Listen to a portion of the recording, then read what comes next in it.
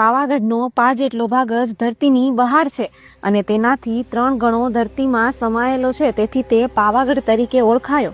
હજારો વર્ષ પહેલા આ સ્થળે મહાધરતીકંપ આવેલો.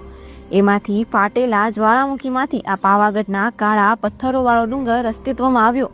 એક લોકવાયકા એવી પણ છે કે આ પર્વત જેટલો બહાર દેખાય છે તેના કરતાં ધરતીની અંદર તરફ વધારે છે, એટલે કે તેનો 5 જેટલો ભાગ જ દ્રષ્ટિગોચર થાય છે, તેથી જ તે પાવાગઢ તરીકે ઓળખાયો.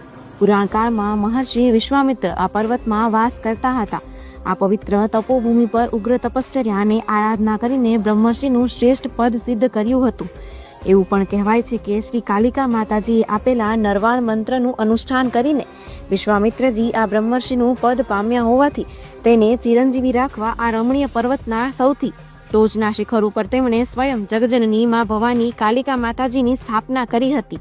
પાવાગઢ પર્વતની છેલ્લી ટૂંક પર એટલે કે દરિયાઈ સપાટીથી 2730 ફૂટની ઊંચાઈ આવે સૌથી ઊંચા અને સાંકડા શિખરની ટોચે શ્રી કાલિકા માતાજીનું મંદિર સ્થાપવામાં આવ્યું છે.